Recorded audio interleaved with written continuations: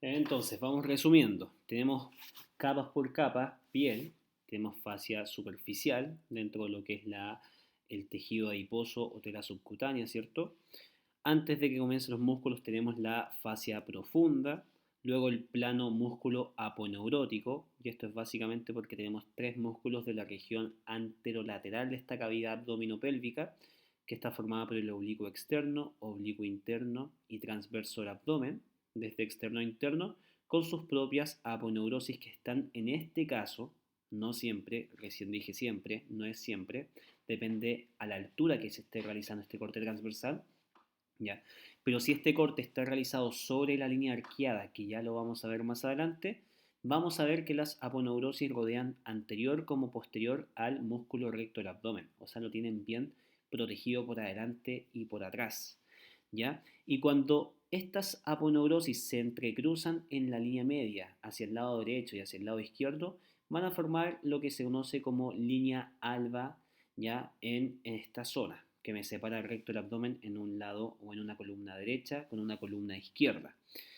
Este conjunto de aponeurosis que pasa y entrecruza de un lado para otro se va a denominar o conocer como vaina de los rectos. ¿Por qué? Porque son vainas que están envolviendo los músculos rectos del abdomen. Bien, no se olviden que siempre es importante. En un corte transversal sobre lo que es la línea arqueada, la vaina de los rectos o la aponeurosis de estos tres músculos pasan por adelante y por atrás del recto del abdomen.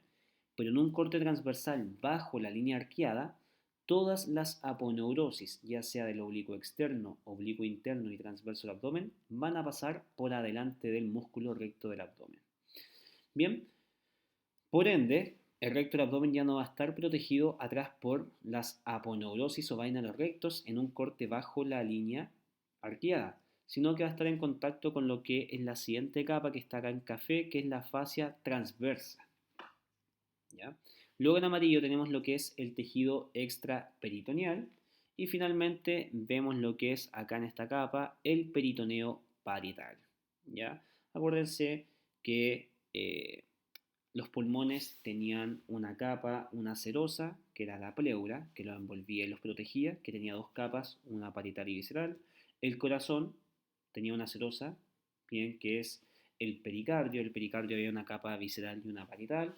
Y el abdomen, ya, o los órganos abdominales también tienen una capa, y esa capa o serosa se llama peritoneo. Y en este caso estamos hablando del peritoneo parietal porque está pegado en este caso a la pared anterior del abdomen.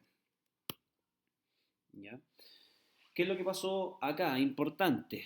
Se destaca y siempre se preguntan por qué bajo el ombligo tenemos más cantidad de grasa versus sobre el ombligo. Bueno, acá vemos este corte sagital, ¿cierto? Bien, vemos la piel, vemos lo que es la tela subcutánea y la fascia superficial en su interior.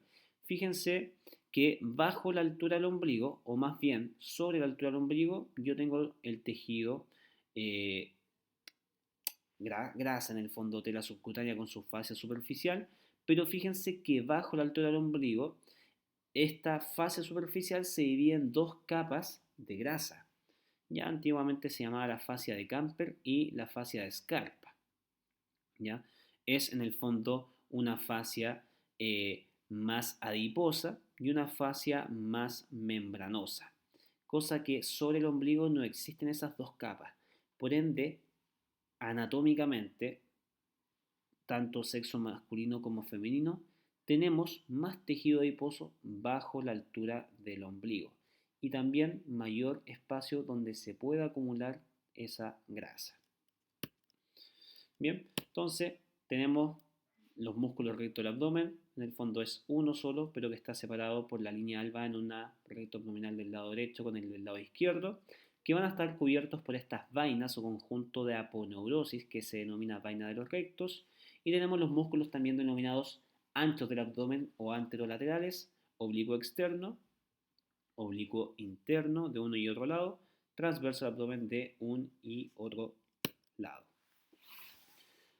Vamos viendo los músculos uno por uno o sus inserciones uno por uno. Cuando hablamos del músculo recto del abdomen, si nos vamos a la clase de miología general que vimos a principio de año, dijimos que los músculos se pueden clasificar según distintos criterios y uno de ellos es que este músculo es poligástrico, ¿ya? Muchos lo conocen como el six-pack, pero la verdad es que el six-pack es lo más común de ver, pero todos tenemos, en el fondo, o debiésemos tener un eight-pack, porque si se fijan, hay uno, dos, tres tendones transversales que me separan este músculo en poligástrico, en muchos cuerpos. Miren, uno, dos, tres, hasta ahí está el six-pack. Pero también hay un octavo o un cuarto. Son 8 cuadros a cada lado, o sea, debiésemos tener un eight-pack. ¿Cuál es el problema? Que el último tendón transversal del recto del abdomen está justo a la altura del ombligo. Por ende, debajo del ombligo anatómicamente, como tenemos dos fascias, una adiposa y una membranosa, mayor acumulación de grasa, no se nota generalmente este eight-pack, sino que se nota generalmente el six-pack. Bien, este músculo tiene como inserción en los cartílagos costales que van desde las costillas 5, 6, 7.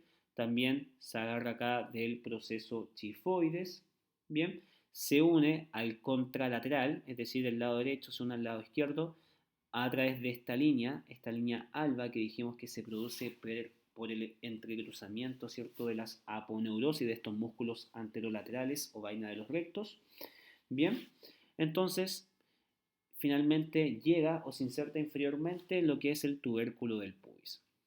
Ya, este músculo no está en contacto con la grasa, no está en contacto con la piel porque acuérdense que según esta imagen, antes de que esté en contacto con la grasa o la piel, está envuelto por la vaina de los rectos. Específicamente, la aponeurosis del oblicuo externo, ¿ya?, y la capa o lámina anterior del oblicuo interno están pasando por adelante del recto del abdomen. Bien, y finalmente nuevamente se une al contralateral, al del lado derecho e izquierdo, a través de esta línea alba. Se llama línea alba por su color y porque también recibe poca vascularización, por ende tiende a tener esa coloración. ¿Cuál es la función del músculo recto del abdomen? Ustedes lo conocerán, es la flexión de tronco, el clásico abdominal que nos hacen hacer, ¿cierto? O también puede flectar la cadera gracias a su inserción en el tubérculo púbico. Este músculo es muy importante, sobre todo en deportistas, porque puede generar una patología que es bastante conocida, sobre todo en el mundo del fútbol, lo que es la pubalgia. Pubalgia ya es el dolor del pubis. Como este músculo se inserta en el tubérculo púbico, puede producir una pubalgia de tipo alta. Existen dos tipos de pubalgia, ¿bien? Y que puede ser por una debilidad o un exceso ya de fuerza de este músculo que esté traccionando a este tubérculo púbico y puede generar una entesitis, es decir, la unión del tendón del recto abdominal a lo que es el tubérculo púbico va a generar un desprendimiento e inflamación del tubérculo púbico y eso se conoce como pubalgia alta, ¿ya? Pero no es la más común porque la pubalgia baja es la más común y que va a estar dado por una alteración de los músculos aductores que se insertan también en el tubérculo púbico. Bien, y ahí tendríamos una pubalgia baja. También se puede ver comúnmente lo que es pubalgia mixta, que es una pubalgia alta, producto de la atracción del recto del abdomen, con una atracción excesiva de los músculos aductores que se insertan en este tubérculo púbico. Bien, luego tenemos al músculo oblicuo externo. Fíjense que este oblicuo externo, ahí está el músculo oblicuo externo, se inserta ya en lo que son las costillas 5 a la 12. También se asocia a lo que es la cresta ilíaca. Fíjense ahí cómo se asocia a lo que es la cresta ilíaca. Llega anteriormente a la espina ilíaca anterosuperior y también se apoya o se inserta en el ligamento inguinal. Y hasta llegar a lo que es el tubérculo púbico. Bien, por ende, este músculo no llega a la línea media posterior, no llega a la columna lumbar. ¿Ya? Entonces, fíjense que lo importante de esto es que acá tenemos, y se los voy a dibujar a continuación, lo importante de esto es que la disposición de fibras de este músculo va en sentido de esa flecha. Es como lo que veíamos, con el intercostal externo. Tiene una dirección anterior e inferior, es decir, una disposición de manos en bolsillo. Sus fibras se dirigen desde posterior a anterior, desde superior a inferior y desde lateral hacia medial. Esa es la disposición de sus fibras musculares. Ya vimos sus inserciones y dijimos que no llega hacia la columna lumbar.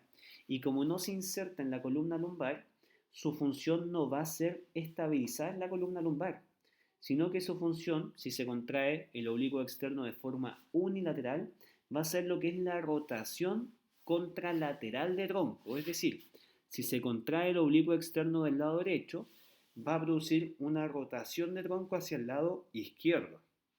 Bien, y si este músculo oblicuo externo se contrae de forma bilateral, es decir, se contrae el oblicuo externo del lado derecho con el izquierdo, va a producir una flexión de tronco. También es importante mencionar que este oblicuo externo, como nace desde la costilla 5 bien arriba, se interdigita con este músculo con forma de sierra. Y este es el famoso serrato anterior, ¿bien? Y también se interdigita por posterior con este músculo acá, que es el músculo dorsal ancho. Por lo tanto, tiene harta implicancia, ¿cierto? Con alguna lesión que tenga que ver con alguno de estos dos músculos.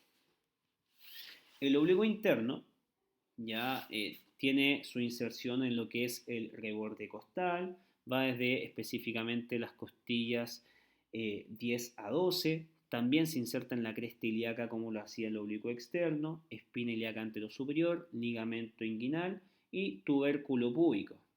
Sin embargo, este músculo sí llega hasta la línea media posterior. Fíjense cómo una leve porción de este oblicuo interno está llegando a la columna lumbar. Pero ojo, no llega a toda la columna lumbar, sino que está llegando al proceso espinoso de la quinta vértebra lumbar. Por ende, al haber llegado a la columna vertebral, también puede ser un músculo que nos ayude al transverso del abdomen, ¿cierto? Al diafragma o al piso pélvico a estabilizar lo que es la región lumbopélvica. No va a ser su principal función, porque no está llegando a toda la columna lumbar, pero sí va a ayudar a la estabilización. Pero su función principalmente, si se contrae de forma unilateral, va a ser lo que es una rotación ipsilateral. Ejemplo, si se contrae el músculo oblicuo interno del lado derecho, va a ser una rotación hacia el mismo lado, hacia el lado derecho. Si se contraen ambos oblicuos internos, derecho e izquierdo, va a ser una flexión de tronco. Recuerden también que su aponeurosis acá adelante se dividía en dos hojas, una anterior y posterior, para formar la vaina de los rectos. ¿Ya? ¿Qué es importante de este músculo? La disposición de sus fibras. Y la disposición de sus fibras, ya aunque en esta imagen no se ve tan así, ya no se ven tan marcadas, tiene una disposición como lo era los intercostales internos, ya con una disposición que sus fibras van desde posterior a anterior, desde inferior a superior y desde lateral a medial, o sea, no es en manos de bolsillo. Y finalmente, el músculo transverso o el último músculo ancho o anterolateral del abdomen es el transverso del abdomen, que este es el músculo más importante que sirve para estabilizar la región lumbopélvica, porque es la verdadera faja fisiológica que tiene el cuerpo humano. Fíjense que sus fibras son bastante transversas, ¿bien? Y que van desde la línea mediana anterior a la línea mediana posterior, es decir, van desde la línea alba, por acá adelante, en la vaina de los rectos, hacia lo que es, ¿cierto? Todo lo que es ya la columna lumbar. ¿Cuáles son sus inserciones? Ya tenemos básicamente que sus inserciones son por superior en el reborde costal, ahí lo estamos viendo, reborde costal, y por inferior se inserta en el proceso espinoso de todas las vértebras lumbares, también se inserta en la cresta ilíaca, y todas las inserciones que ya conocen, espina ilíaca anterosuperior, ligamento inguinal y tubérculo púbico. Este músculo entonces va desde anterior a posterior como una verdadera faja. No es necesario comprar en el mercado una faja que vaya externa al cuerpo, sino que necesitamos mejor activar esta musculatura al transverso del abdomen para estabilizar la columna lumbar. Entonces este músculo, como se asocia con toda la columna lumbar, nos va a estabilizar la columna lumbar o lumbopélvica gracias al aumento de la presión intraabdominal y también va a ayudar a contener en su interior de forma adecuada a lo que es las vísceras. La unión miotendinosa de este músculo, que en el fondo ya es donde parte la aponeurosis del músculo transverso del abdomen, se va a llamar línea semilunar. La unión mio de músculo con tendón se llama línea semilunar, ahí se ve en celeste, ya, y se llama así porque tiene su forma de línea semilunar. Fíjense sus fibras como son de lado a lado, son fibras transversas. Ya vimos un poco la formación de la vaina de los rectos. Dijimos que sobre la altura de la línea arqueada, esto es lo que pasaba con la vaina de los rectos, mientras que en un corte transversal bajo la línea arqueada, todas las aponeurosis del oblicuo externo, interno y transverso del abdomen van a pasar por adelante del músculo recto del abdomen, dejando el recto del abdomen por posterior en contacto con lo que es la fascia transversal. Bien, esto ya lo vimos, la relación del ligamento inguinal como piso del conducto inguinal, ya vimos sus contenidos y esto lo veremos en un próximo video.